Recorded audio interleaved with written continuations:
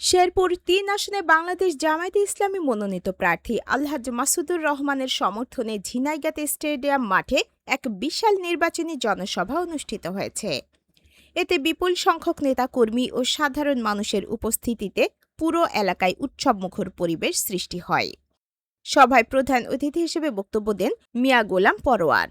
তিনি দেশের বর্তমান রাজনৈতিক পরিস্থিতি নিয়ে সমালোচনা করে বলেন, নির্বাচনের আগে দেওয়া প্রতিশ্রুতির সঙ্গে পরবর্তী কর্মকাণ্ডের মিল থাকা জরুরি, অন্যথায় জনগণের আস্থা নষ্ট হয়। তিনি রাজনীতিতে ন্যায় বিচার, সততা ও জবাবদিহিতার গুরুত্ব তুলে ধরেন। দাড়িপাল্লা প্রতীককে ন্যায় ও ইনসাফের প্রতীক হিসেবে উল্লেখ করে তিনি জনগণকে এ প্রতীকের পক্ষে সমর্থন দেওয়ার আহ্বান জানান।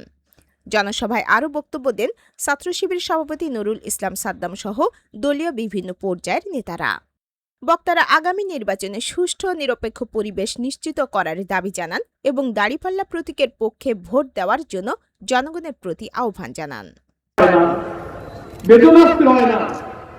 তার মধ্যেই তাকে নির্বাচনে প্রার্থী করা হয়েছে নাকি বলেন? এটা তার ইচ্ছায় হয়নি। বাংলাদেশ জামায়াত ইসলামীর সংগ্রামে আমির,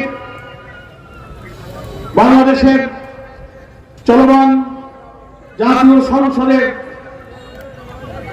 বিরোধী দলীয় নেতা, 18 কোটি মানুষের প্রিয় মানুষ, নতুন বাংলাদেশ, মানবিক বাংলাদেশ গড়ার স্বপ্ন সারথী ডক্টর শফিকুর রহমান এমপির পক্ষ থেকে সে মনোনয়ন প্রাপ্ত হয়েছে। আজকে তার এই নির্বাচনী জনসভায় আমিরে জামায়াতেরই আসার কথা ছিল। উনি আমাকে বললেন, নির্বাচনী আচরণ বিধির কারণে এই নির্বাচনী জনসভায় আমার যাওয়াটা আইন সিদ্ধ হবে না, আপনি আমার পক্ষ থেকে যান। আপনারা জানেন, আজকে ঢাকার বাইতুল মোকাররমের উত্তর গেটে 11 দলীয় ঐক্যের শীর্ষ নেতৃবৃন্দের এক প্রিজাইডিং অফিসার, পোলিং অফিসার, এজেন্টদেরকে প্রভাবিত করার জন্য তারা লক্ষ লক্ষ কোটি টাকা ব্যয় করে নাকি বলেন? আমাদের প্রার্থীদের সেই তৌফিক নাই। অবৈধভাবে সে হারাম টাকা উপার্জন করে নাই, সে উপার্জন তো হারাম টাকা দিতেও পারবে।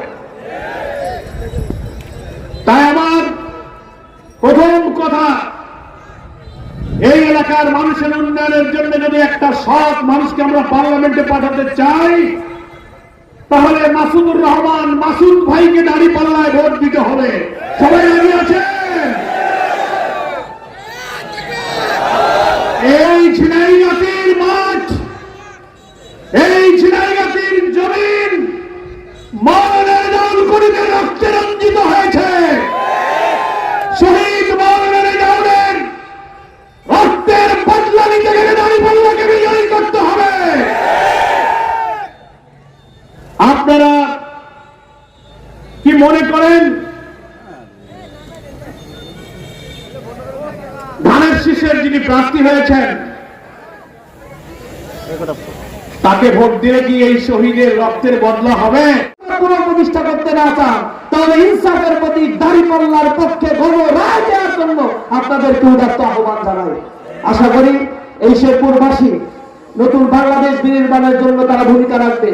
সকল অপকর্ম, অন্যায়, দুর্নীতি, দুঃশাসন থেকে এ জাতিকে মুক্তি দেওয়ার জন্য তারা ঐক্যবদ্ধ ভূমিকা পালন করবে। তারা আজ রক্তচক্ষু দেখাচ্ছে। দীর্ঘ সময় ধরে এই শেরপুরের মাটিতে তারা জুলুমতন্ত্র প্রতিষ্ঠা করেছে। 30 বছর ধরে পরিবারতন্ত্র চলছে এখানে। এই পরিবারতন্ত্রের কবর রচনা করে দিয়ে জনগণের অধিকার প্রতিষ্ঠা করার জন্য ইনসাফের প্রতীক দাঁড়িপাল্লা আপনাদের কাছে এসেছে। আপনারা সেই দাঁড়িপাল্লার পক্ষে রায় দিবেন, সেই উদাত্ত আহ্বান জানিয়ে আমার কথা শেষ করছি। আসসালামু আলাইকুম। জহিরুল ইসলাম, জপির তথ্য, চিত্রে আয়েশা আক্তার, চ্যানেল 21, শেরপুর।